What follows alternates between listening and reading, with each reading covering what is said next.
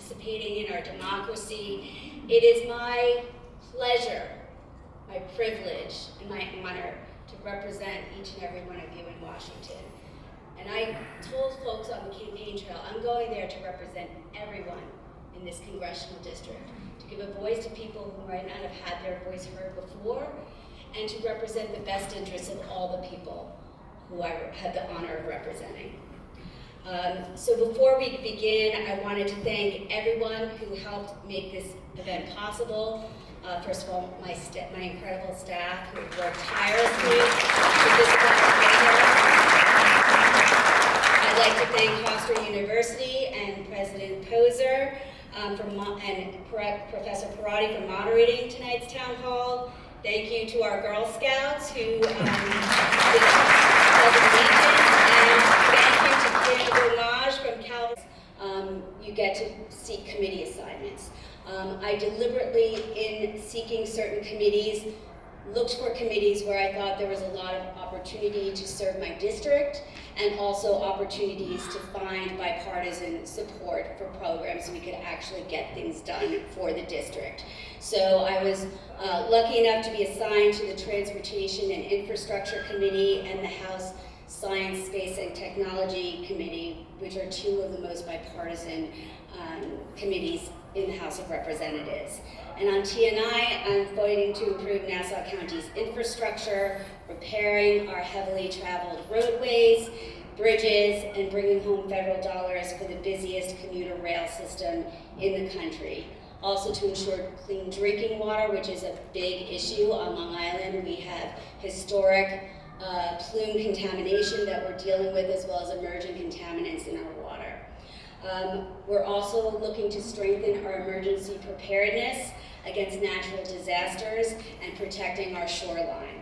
In fact, last week I was at an event and Lee Zeldin happened to pop in, and I asked him to please take the time to meet with me and the rest of the Long Island delegation, because he can remember where he came from and how important it is to be prepared for the next Superstorm Sandy. We know it's not a question of if, it's just a question of when, and how important it is to protect our shorelines and preserve our natural beauty here on Long Island.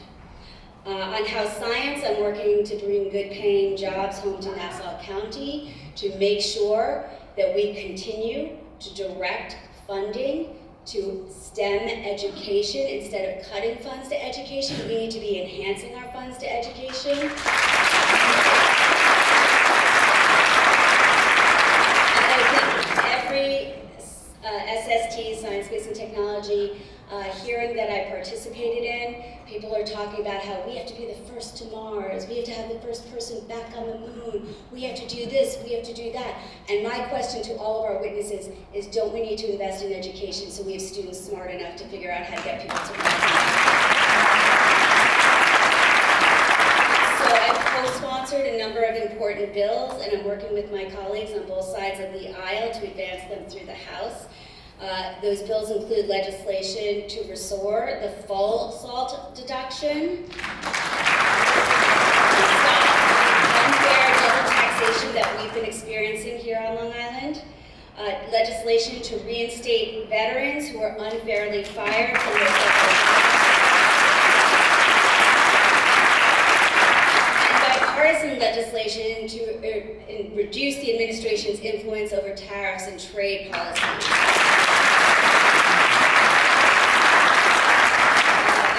Introduced a number of bills to address pressing issues facing Long Island. One of my first bills, HR 1689, would extend the temporary protected status, or TPS, designations for our Haitian neighbors.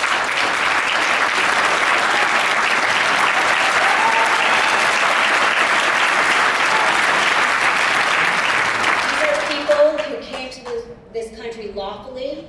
They followed the rules. They were vetted for security purposes. They've come here and they've gotten asylum here because they faced unspeakable violence in Haiti. This is a bipartisan piece of legislation as well. Mike Lawler has co-sponsored this bill with me. During my press conference talking about this bill, we heard a speaker talk about how someone that he knew back in Haiti saw a gang force a mother to watch her baby be burned. Sending people back to Haiti is the equivalent of a death sentence. We must protect our Haitian communities. I've also introduced just last week a bipartisan bill that is aimed at expanding research into preventing youth suicide. We have a mental health crisis in our country. It's something that affected my life when I was a young woman. It's something that's affected my village.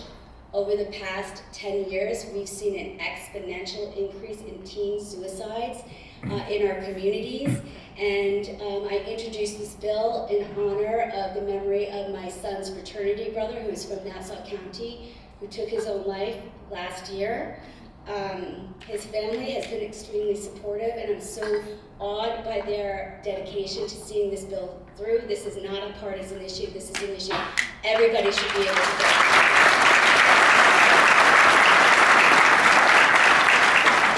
So, back when I was campaigning to be your congresswoman, I said I will work with anyone from any party to address the issues that are facing Long Islanders, to bring down our cost of living, and to make our lives better. And I'm fully committed to doing that.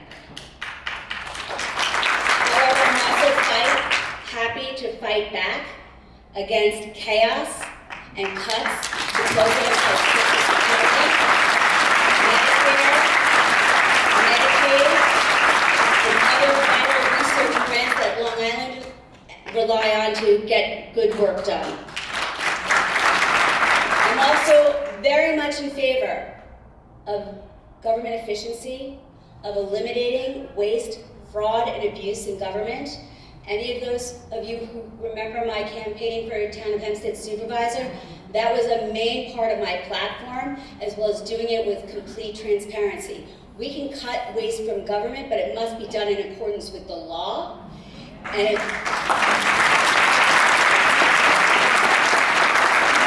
must be done in a thoughtful, deliberative fashion. The president has said that he wants to do it with a scalpel, not a wrecking ball, but so far all we've seen is the wrecking ball. I'll continue to push back on the cuts that would hurt Long Island. I voted against the budget proposal that calls for steep cuts to Medicaid, but does nothing to bring down the cost for Long Island families. I also voted against the partisan spending bill, which cut $30 million of funds that were appropriated, headed to this district, and then were held back and are not coming out. And these were funds to help law enforcement. They were funds to help clean up our water. They were funds directed at preventing doing flood mitigation. So also, when the administration callously fired the World Trade Center Health Program employees, including the director, Dr. John Howard, I joined colleagues from both sides of the aisle in demanding answers. We got the administration to reverse course and reinstate Dr. Howard and to protect this vital program that helps our 9/11 community get the care they need. And I will continue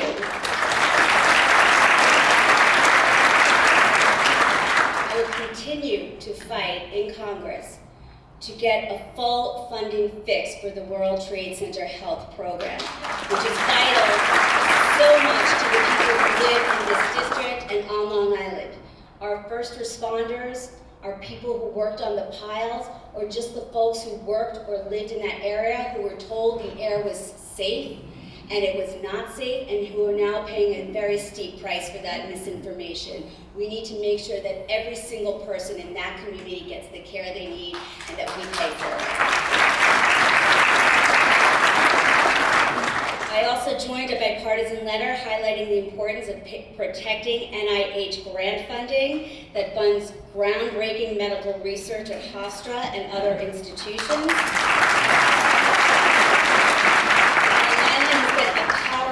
For research and innovation. And this short-sighted funding cut means that cancer research and medical trials could be stalled. A federal judge recently froze the funding cut, but I'll continue to use my house on the Science Committee to advocate for this critical research. So again, I'm honored to serve all of you and serve Nassau County in Congress. I'll continue to use my voice and my vote to push back on policies that are bad for Long Island and bad for my constituents. And thank you, Professor Parati, for facilitating tonight. And with that, I think we'll head into the questions, starting with yours. Audience member asks, constituent asks, how will you work with Republicans to eliminate the SALT cap? How? So this obviously is a hugely important issue for Long Island, for New York, for this district.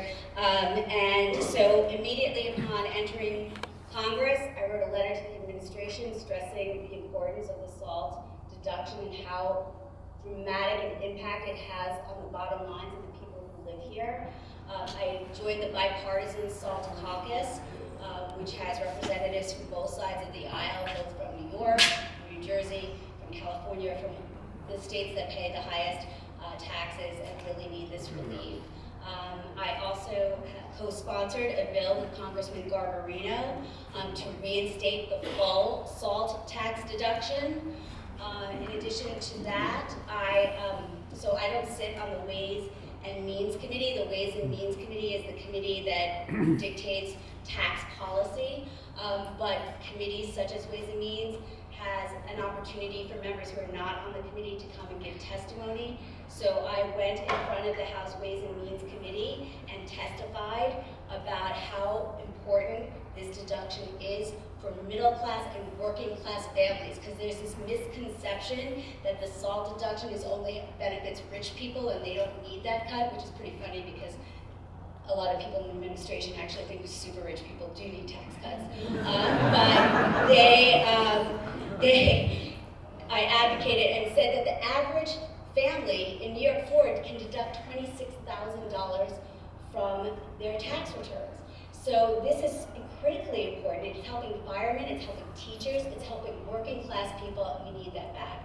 So those are some of the ways that I've advocated. I continue to advocate. I talk to my colleagues, my Republican colleagues, who are talking to the administration. He invited them to Mar-a-Lago to talk about SALT. I told the SALT caucus, I'll go to Mar-a-Lago. I've never been there before. I'd love to talk to the president about SALT, but I was not invited. But I will continue to advocate for SALT as we now move through the appropriations process. What are you planning to do to protect Social Security? So, Social Security is an earned right? Yes. It's an earned right. People have paid into Social Security. Many, probably the majority of people in this district are relying on Social Security to give them some comfort when they retire. We need to do everything we can to push back against Social Security cuts. I have made that very clear and working through the appropriations process that we cannot cut Social Security. I joined 200 of my colleagues in writing a letter to the administration saying that we will not tolerate cuts to Social Security, to Medicaid, or to Medicare.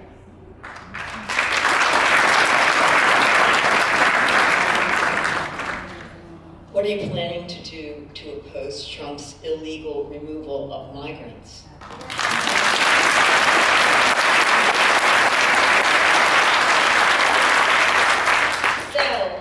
We have a lot of different cases going on right now involving the removal of undocumented people who are living here.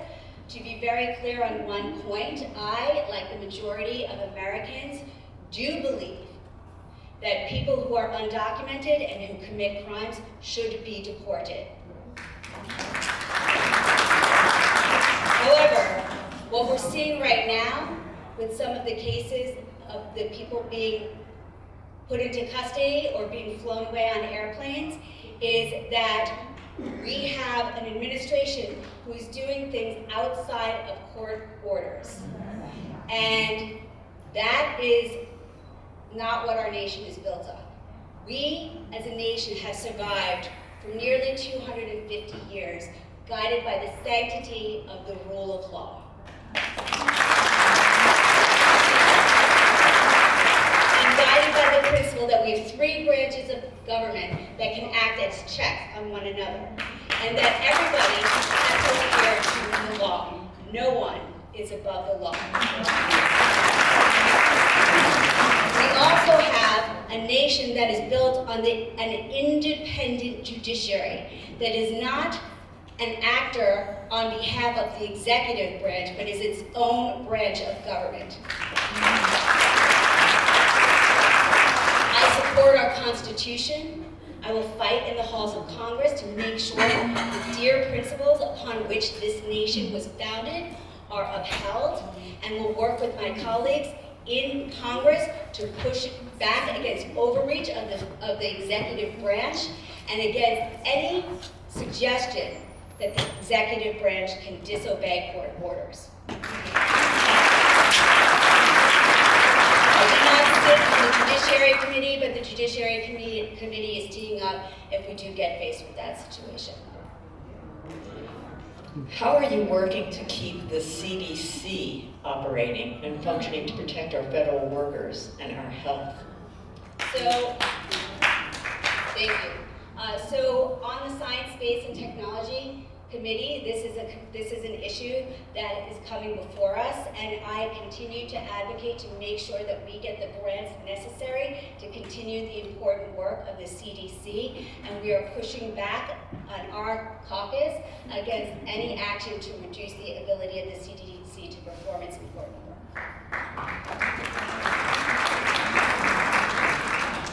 What are you doing to ensure older residents in our district have access to affordable health care and support services?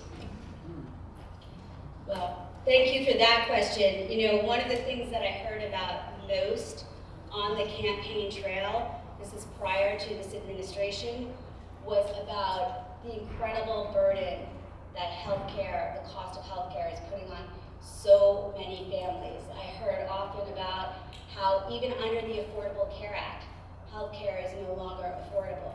We saw some great strides in the prior administration when we had Medicare get the ability to negotiate to try to lower the cost of certain prescription drugs. I believe that's something that we should expand, because it's only certain classes of prescription drugs that the government has negotiated to bring down prices. It should be a larger class of prescription drugs. So that is one thing, but this is why the cuts to Medicaid could be so devastating. Over 100,000 people living in this congressional district rely on Medicaid for health care. I think 1 out of every 4 babies born in this district, the birth is paid for by Medicaid. Did I say 1,000? Over 100,000 people rely on Medicaid. I think I misspoke. And then in addition to that, I met with healthcare industry professionals who have talked about how the cost of healthcare is going to rise exponentially if we see these cuts in Medicaid, because the hospitals are still going to have to treat patients, and they're going to push the cost onto other consumers. Health insurance companies have said they're going to have to offset costs by increasing premiums. So the cuts to Medicaid are going to affect everybody in this district, whether you're on Medicaid or not. So I will be pushing back against these cuts. As we now move into the appropriations process, you might hear some Republicans say to you, oh, well, I don't know what the Democrats are talking about. There have been no cuts to Medicaid. There have been no cuts. That is technically true.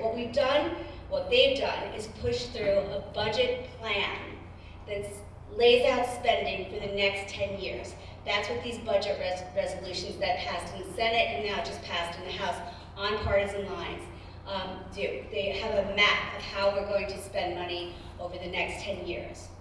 They've directed that Energy and Commerce, which is the department that oversees Medicaid, Medicare, and Social Security, must cut $880 billion out of their budget. There's no way that that can be done without cutting Medicaid. I've not heard one Republican articulate a formula by which they can cut $880 billion without cutting Medicaid. So they can say no cuts have happened yet, but right now we've moved into appropriations. and we're going to see just how they're going to propose to make these cuts. They can't do it without cutting Medicaid. But we will be pushing back against this bill. We're using our voice with our colleagues. You can hear some Republicans now say, well, I'm not going to support cuts to Medicaid. Well, we'll see when they vote. But you can use your voice also to reach out to Republicans on Long Island, across New York, and tell them that you will not stand for these cuts to Medicaid and put pressure on them so that maybe they will retreat from this position. Don't you think we should be hearing from people here and not just, having questions asked? I'm sure there are people here who would like to be able to say things, not just have questions asked off papers. Ma'am, we have cards on which you can write your question, and then you can have it brought up here, and they'll be asked. We tried to make it as inclusive as possible by letting people put questions in advance to make sure I answered people's questions.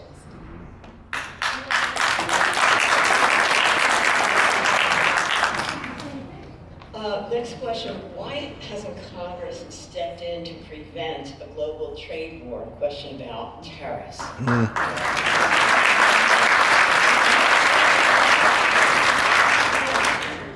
So the Wall Street Journal called this the dumbest trade war ever. Article 1 of the Constitution gives Congress the power to dictate trade policy. Over the years, we've seen Congress kind of cede some of its powers to the executive branch through a variety of different acts.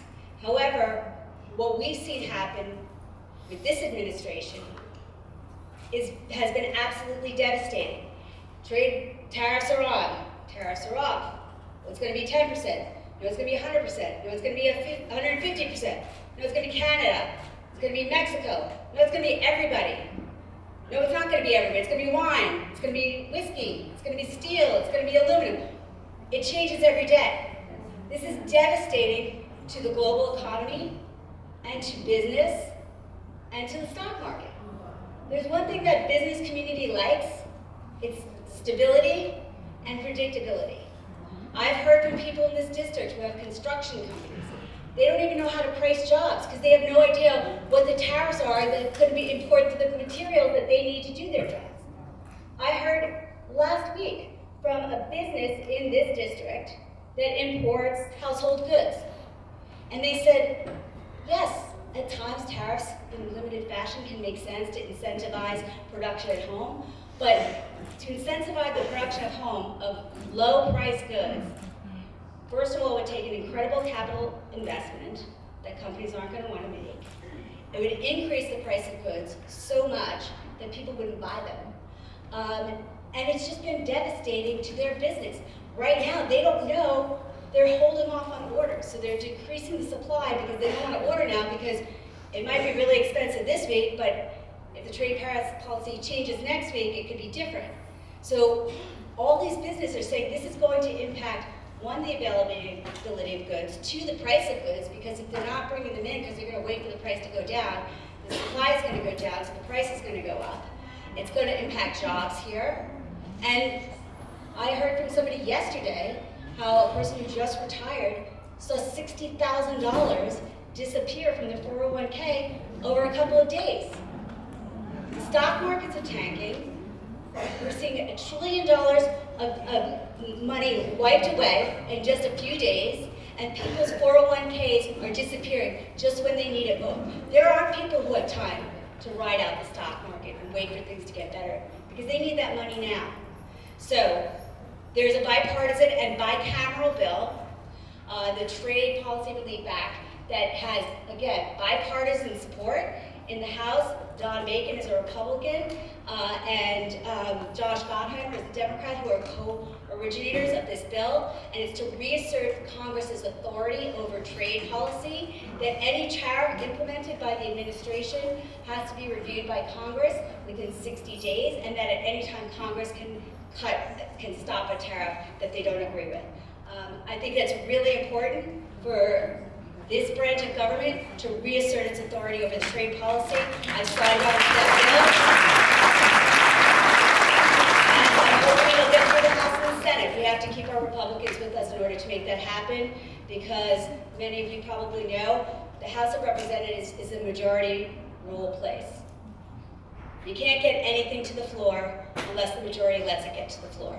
There's only one way that you can get around the Speaker of the House of Representatives, and that's through a process called discharge. But even to get a discharge petition signed, you need Republicans to sign on to the discharge petition with you. We actually saw this happen a couple of weeks ago because one of my colleagues, Congresswoman Pedersen from Colorado, had a baby in December. And so right now, she can't vote unless she comes to Washington. And she's on maternity leave with her baby. But now, when we have really, really crucial votes, like votes on the continuing resolution or votes on the budget, she has to come from Colorado with her infant and come back to DC. So the discharge petition was to allow people on maternity leave to vote by proxy. Anna Paulina Luna, a Republican from Florida, had a baby, I think, last year. She faced the same situation, so she paired up with Brittany Pedersen, and they circulated this discharge petition. It really doesn't seem like it should be that controversial, but mothers nursing a baby stay at home and vote by proxy. You can set up any kind of security to make sure it's the right person. And so it was moving through the House. They got lots of Republicans to sign on, and then Mike Johnson killed it with a rule. So he got some people, he got Anna Paulina Luna to back down, and so he killed it with a rule. So that's the only way to get something to the House without being in the majority. So we'll see if we can get these bills to the floor. But the more pressure that our colleagues feel to uphold the rule of law, the more likely they might be to join with us on some legislation.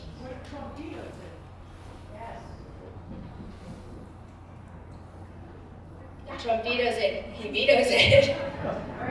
So it's okay. We all know what happens at that point. That's the civics thing. The next question is, could you tell us a little bit about what went into your decision to vote for the Lake and Riley Act? Sure. So, right now, tonight, Lake and Riley's mother can't kiss her goodnight, can't hug her, can't give her a phone call. This bill was in place, she might be able to do that. Her daughter might not be dead. I read the bill very carefully when it came to my desk, and it expanded. Under the Immigration and Naturalization Act, Homeland Security has the right to detain undocumented folks who commit crimes. This expanded the types of crimes that could require mandatory detention to be theft crimes, to be assaulting a law enforcement officer, or to causing serious bodily injury. Assume. That's what it does. Crime. It does not remove due process. The word deport does not appear in the bill. I am proud to join a number of Democrats who voted for this legislation. Some people disagree with me. I support Lake and Riley Act, and I vote for it again. I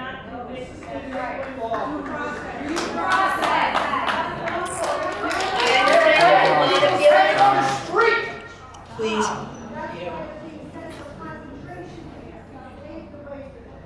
I support the Lake and Riley Act. And you should be ashamed of yourself. no, we're here to ask questions. I understand there's a lot of motions about this, but this bill, I support. What about the black mothers who lose their children to police violence? That's right. I support deporting and mandatory detention of people who commit crimes. We have a question about the environment.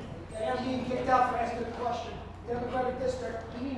Hard-fought environmental protections, most notably federal standards.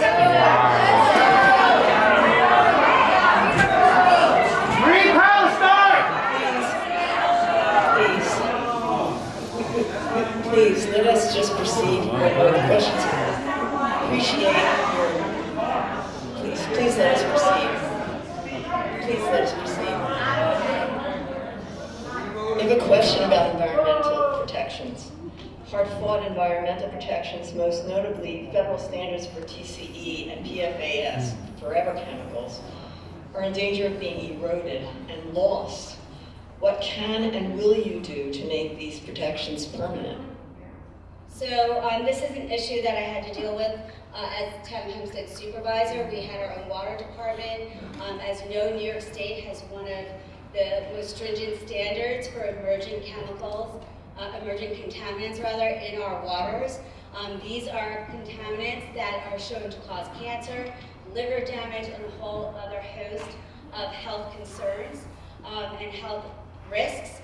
So we need to make sure that our standards are extremely stringent. In the town of Hempstead, what I did, I was the first municipality, I believe, on Long Island to sue the polluters who put those chemicals into our water supply to offset some of the costs of putting in the filtration systems that help get these contaminants out of the water. I will fight in science, space, and technology, and in my subcommittee in water to make sure that we are keeping the standards strict in accordance with our recommendations from environmental groups and advocates. I see one of our advocates here, Adrian Esposito, and to make sure that we are doing everything we can to provide clean water. And we've also seen that certain communities have been ignored when it comes to helping getting the resources they need to clean up their water supply. Just recently, in my water subcommittee, I talked about Hempstead Water, who has been advocating and trying to get the money that they need to get these emerging contaminants out of their water.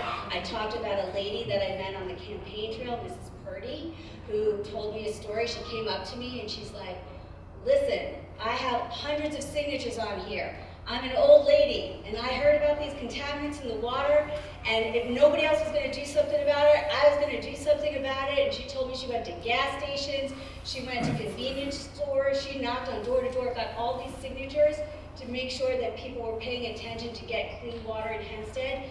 I talked about it on the floor. I'm going to continue advocating to make sure we get the resources that we need. I'm working with the Village of Hempstead about getting community project funding to help them put in the filtration systems they need.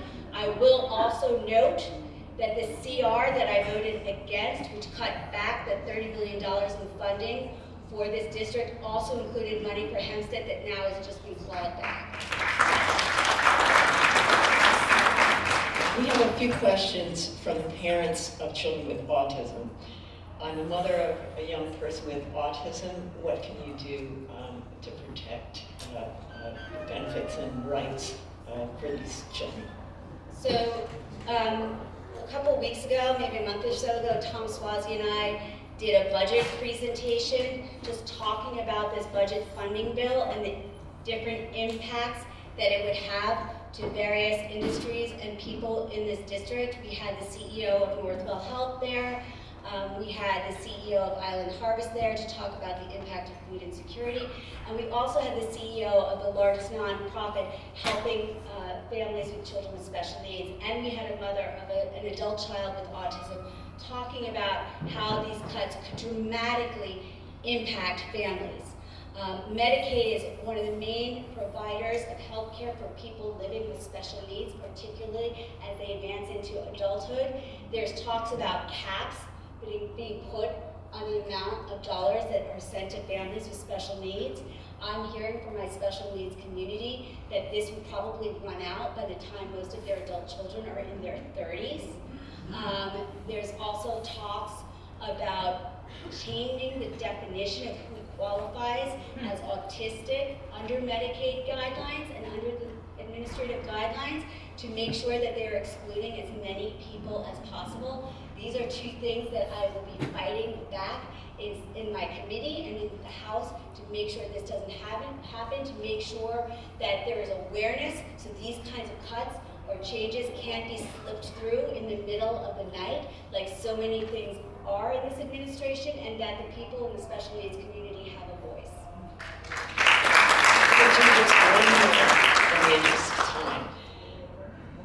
With Long Island in desperate need of infrastructure repair, how do you plan to use your committee assignment to address the roadways and vital safety improvements? So just recently, thank you for the question. So recently, we just saw this Newsday report that talked about how deadly the roads are in Nassau County, and how many the shocking number of fatalities that we have on our roads. So I've written to the chairman of the T&I committee for a full committee hearing to address roadway safety, to make sure that we are investing the dollars we need to bring back to communities like ours where we have really aging infrastructures. I reached across the aisle to a colleague from Indiana. Indiana is the roundabout capital of the country, and roundabouts actually decrease incidents of collisions in intersections. They decrease fatalities in intersections. They also improve energy efficiency because you're not idling at a light. So we are working together to try to incentivize municipalities to put more roundabouts in their dangerous intersections. We have a lot of dangerous intersections here where people have been killed. And to make sure that we are not cutting infrastructure dollars, but we are actually increasing infrastructure dollars. This is a bipartisan issue. In our committee, when we've heard about improvements to infrastructure, we've had Republicans and Democrats testify about how they need this funding to not go down, but to increase, because the Infrastructure Act really helped so many communities across the country, and it didn't matter what color it was, a red community or a blue community, everybody wanted those dollars. So I will continue to advocate for them to make sure that they come back here to Long Island, where we send more money to Washington than we get back. I'm afraid that's our final question.